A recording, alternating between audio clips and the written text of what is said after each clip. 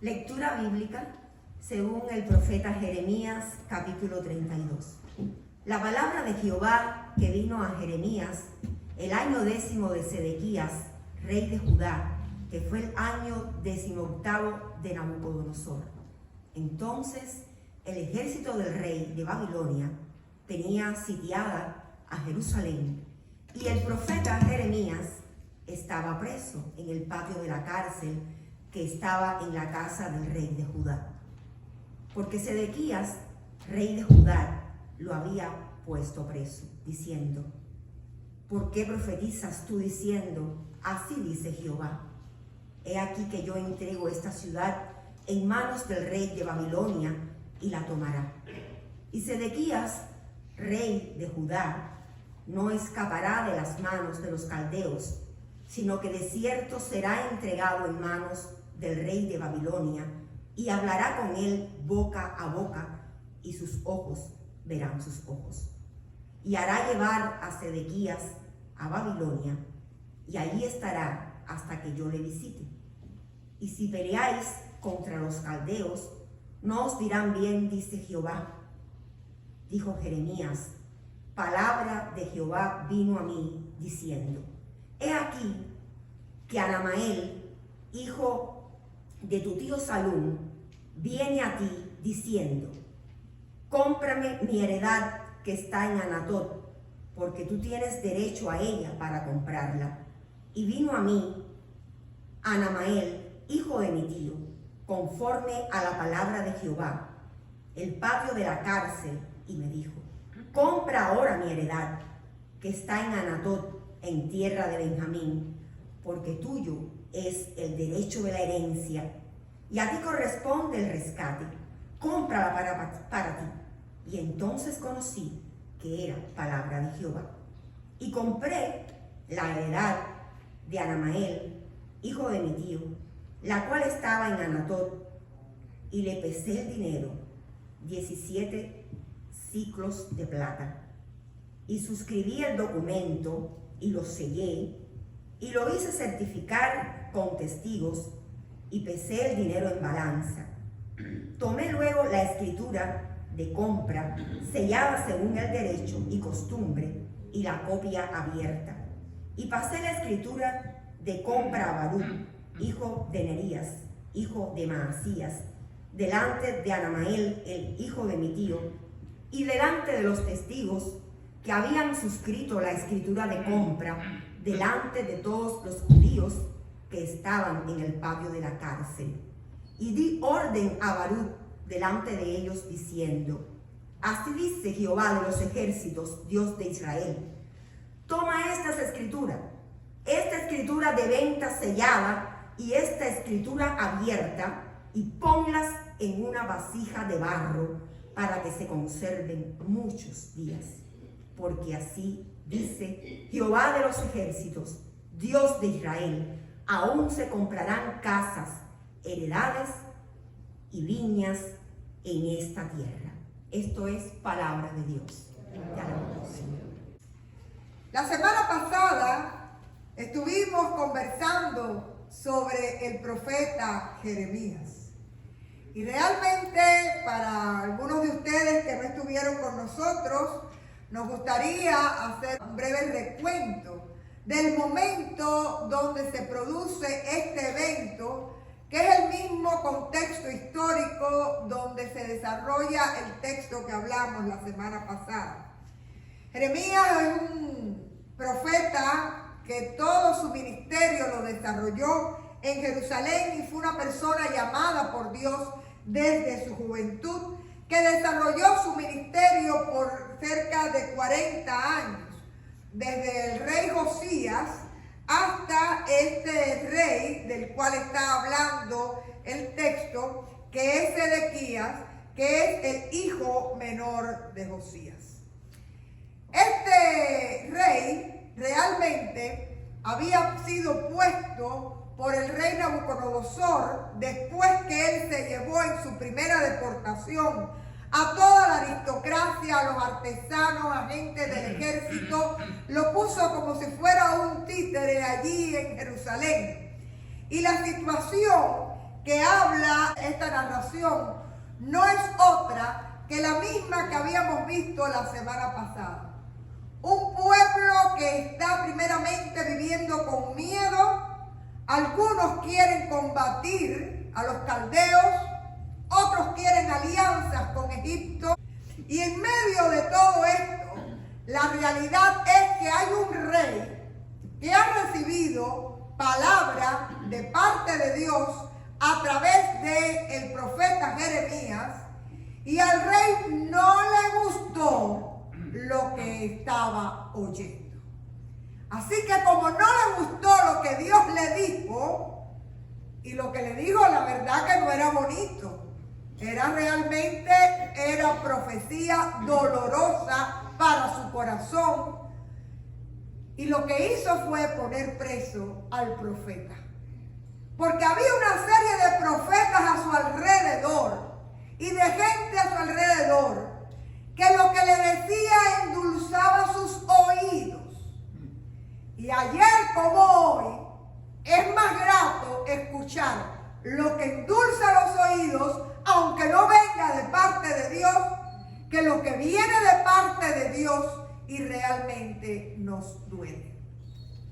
Y en este momento Jeremías está preso en palacio. Tenemos al rey molesto, viendo un futuro sin esperanza proclamado de parte de Jeremías, por Dios, de parte de Jeremías. Y vemos que Dios le dice a Jeremías la cosa más loca que podemos creer. Y hay una manera y hay una pedagogía divina y profética que es muy importante. A veces la gente cree que solo profetizamos hablando, pero nuestros modos de obrar, nuestras acciones, muchas veces son señales y símbolos de nuestra fe y de aquello que creemos. Y los profetas usaban como pedagogía divina muchas veces los actos simbólicos para mostrar cuál era el proyecto de Dios en ciertas circunstancias. Y dice el texto, y esto ustedes lo van a entender perfectamente: si la cosa te está poniendo muy mala, e incluso tú te ibas del país, ¿tú compras o tú vendes? Todos vendimos, ¿verdad? Los que pudieron, a los que no le contaron el inventario, ¿saben de lo que estoy hablando? Algunos me dicen cómo no, pero hay otros que no saben de lo que estoy hablando. Cuando tú decías en nuestro país, Cuba, que tú te ibas a ir, venían de pronto y te contaban los vasos, los cubiertos, los platos, todo lo que tú tenías. Las cucharitas. Ustedes algunos vivieron eso, ¿verdad? Ajá. Por eso les estoy diciendo, porque hay muchos aquí que levanten la mano. Y lo que pasaba era que la salida se podía demorar 5 años, 6 años, y tú tenías que tener el día de la salida los 6 vasos, las 4 cucharitas. No se te podía romper un vaso ni un plato en todo ese tiempo. ¿Y saben lo que hacía la gente? Guardaba toda esa cristalería y usaban laticas para tomar, para que no se les rompiera lo que les habían contado en el inventario. Y muchos lo que hacían también era, si tú me traías unos vasos malos, yo te daba los buenos que tenía de cristal, ¿no? Y había como un negocio en todo eso. Pero la lógica indica que si el barco se está hundiendo, tú no compras. Tú vendes si es que puedes vender. ¿Y sabes lo que Dios le está diciendo a Jeremías? Compra. Y Jeremías no entiende. Y Jeremías le dice, bueno, será, Señor, que yo no entendí bien tu palabra, porque tú me estás diciendo que los caldeos van a vencer. Y el Señor le dice nuevamente, va a venir tu primo y te va a vender y tú vas a comprar. Y es interesante porque Jeremías no entiende qué es lo que Dios quiere hacer. Jeremías no entiende, pero obedece. Dios le manda a comprar y Jeremías se abre a la voluntad misteriosa de Dios, sabiendo que su sabiduría es mayor que la de él. Y aunque pareciera locura, porque usted y yo sabemos que nosotros los cristianos vivimos en una dimensión donde muchas veces podemos ser tildados de locos, y es lo que experimentamos, no es otra cosa que la locura de la fe. Dios le dice a Jeremías, compra, y Jeremías no entiende, pero abre su corazón a la voluntad de Dios. Y como tal llega el primo, y fíjense que es muy interesante porque todo está muy bien explicado dentro del marco legal del momento. No se podían vender las tierras a un ajeno, para que las tierras quedaran dentro de las tribus, ¿verdad? Él venía de la tribu de Benjamín. Para que las tierras quedaran dentro de la tribu, las tierras debían venderse dentro de la familia. Y él es el pariente más cercano, y por eso el primo viene a hacerle la oferta. Y si ustedes ven, ahí se detallan los pasos de la negociación.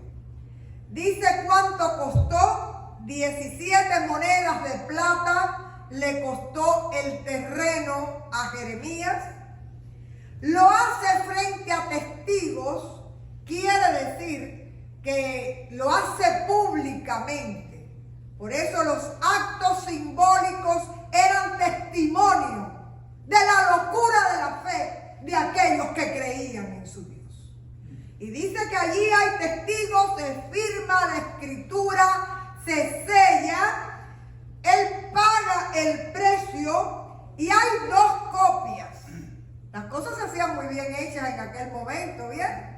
Una sellada, otra abierta. Los testigos también todos firmaron como que ellos eran parte de aquella transacción.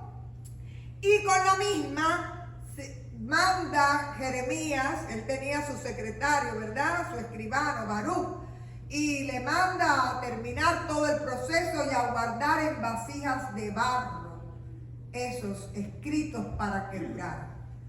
Yo cada vez que leo este pasaje recuerdo los rollos del Qur'án. Los rollos del Qur'án, ¿por qué duraron tantos años? Porque estaban en un clima muy seco, guardados en vasijas de barro, ¿verdad? Para que durara mucho tiempo, era lo que quería decir Jeremías. Guarda bien estos documentos. Y este carácter público que se le da a esta operación realmente es una señal, y una señal poderosa de esperanza en un preludio de caos, de destrucción, de desesperanza, sabiendo que los caldeos están a punto de están sitiando la ciudad y a punto de tomarla, pero la profecía de esperanza está en el trasfondo de esta acción simbólica de Jeremías. Y si ustedes se dan cuenta, hay una verdad en este acto. Siempre el Señor tiene un después. Siempre hay esperanza en el Señor. Siempre el Señor nos da una nueva oportunidad. Siempre Dios puede y tiene la potestad y el poder de cambiar cualquier situación de vida. La ciudad puede estar sitiada, posteriormente va a estar destruida, el pueblo va a ir a exilio, pero en medio de todo esto el Señor les está recordando que nuevos tiempos se avecinan y que el amor de Dios, que es desde la eternidad hasta la eternidad, no se ha acortado para su pueblo, porque de nuevo volverán a comprarse casas, campos y viñedos en esta tierra. Es la palabra que Dios quiso en acto simbólico dejar a su pueblo en ese momento. Hermanos, hay algunas lecciones que pudiéramos hoy aprender. La primera es que Sedequías no está dispuesto a escuchar el regaño, como dice Marta. La noticia que viene de Dios no le gustó. Y realmente toma al profeta y con él es con quien toda su furia, toda su ira, ¿verdad?, va contra él. Porque realmente Sedequías prefiere escuchar las voces que le gustan, las voces que le alientan. Y no quiere escuchar realmente la voz de Dios. Es interesante cómo todavía en nuestros tiempos usted puede ver que la gente va detrás de la palabra que le gusta, de la palabra que le halaga, del discurso moderno que se usa, lo prefiere antes de escuchar la voz de Dios. Porque como bien nos enseñaron hoy desde temprano en el servicio, a veces Dios nos arropa, nos guarda, nos anima, nos fortalece, y usted y yo somos testigos de esa verdad. Pero muchas veces el Señor nos encamina, nos reprende, nos disciplina, nos alerta. Y a veces esas alertas no nos gustan. Sin embargo, Dios de alguna manera siempre va a poner personas que respondan a la verdad de su palabra y que aunque no estén a la moda, van a estar hablando de parte de Dios. ¿Cuál es el sentido que puede tener el pueblo? Sea usted muy cuidadoso de escuchar las voces que están a su alrededor. Y pida siempre confirmación y pida siempre discernimiento de espíritu para saber cuándo es Dios el que habla y cuándo te están hablando las voces que hay alrededor, tratando de silenciar la voz del Señor. Amén. Puede ser que nos parezca un poco extremista, pero déjenme decirles que no lo es. Y normalmente la voz de Dios navega en contra de la corriente. ¿Usted lo sabía? El camino ancho, fácil, pero el camino estrecho, complicado. Y muchas veces Dios es a ese camino al que nos llama. Hay una segunda idea que me gustaría que tuviéramos en cuenta.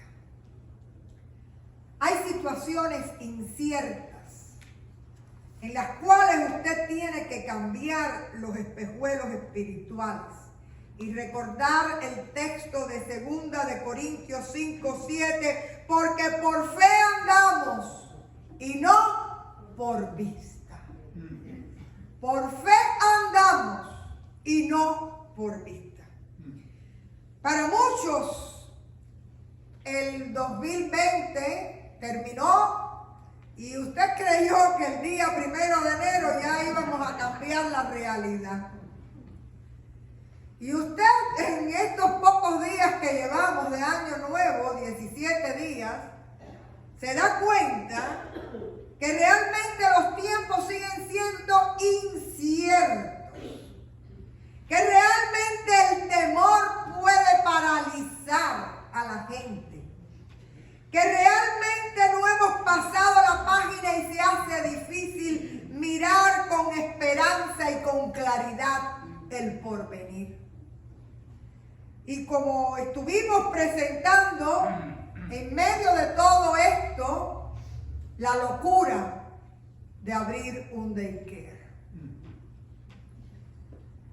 Hay cosas que a veces nosotros hacemos que nosotros tampoco podemos explicar. Como Jeremías le preguntó a Dios, ¿tú estás seguro que tengo que comprar? porque la lógica humana indicaba todo lo contrario.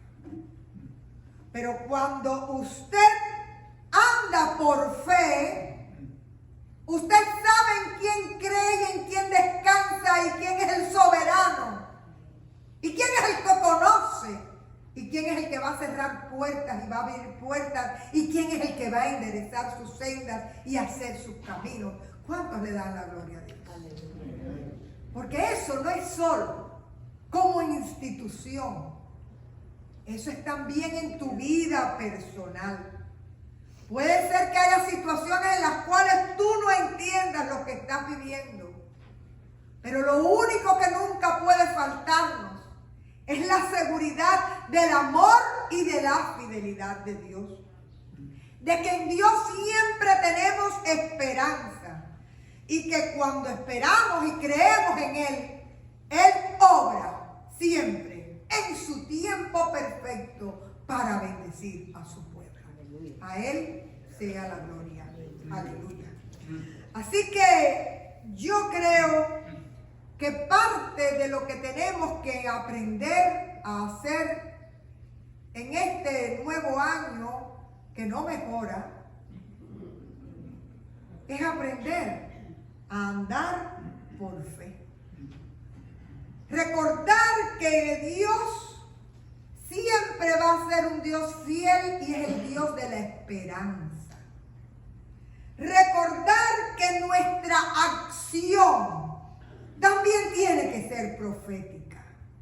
Que no es que usted crea que Dios está en control, sino que usted viva y obre sabiendo a quién pertenece y de quién es la autoridad.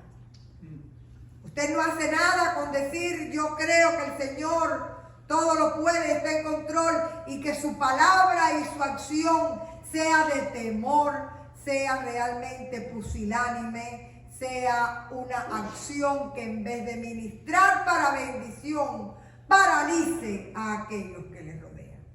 Así que actúe confiando y haga lo que hay que hacer, aunque tenga que vivir la locura de la fe, aunque haya gente que no entienda, pero usted está andando por fe y no por vista. Espere confiadamente en el Señor, porque el Señor sabe cuáles son sus planes, cuáles son sus propósitos para nuestras vidas. Y nosotros tenemos un descanso extraordinario cuando ponemos nuestros proyectos en las manos del Señor. Espere en Él firmemente, mirando hacia el futuro. Y aunque aparentemente usted no tenga esperanza humana, pídale al Señor que le ministre en esperanza divina para poder ver el futuro. Y no pierda su identidad, ni sea parte de las multitudes. Porque lo más importante es reconocer quiénes somos en Cristo Jesús. Y para qué Dios nos puso, dónde estamos y a quienes nosotros tenemos que ministrar con nuestra palabra y con nuestra acción. Confíe en esperanza y no se deje engañar por las voces de estos tiempos. No sabemos lo que nos depara este año. No sabemos lo que nos depara el futuro. Así que yo creo que tenemos que mirar mucho nuestra forma de vivir para darnos cuenta si realmente le estamos proclamando a otros en los próximos meses y en este mismo momento que por fe andamos y que Dios sigue estando con su pueblo cada día y en cada circunstancia. No tenga temor y mire su vida, su circunstancia, mire cada cosa con esperanza. No porque usted puede, sino porque usted cree en aquel que puede hacer nuevas todas las cosas. Que el Señor les bendiga. Vamos.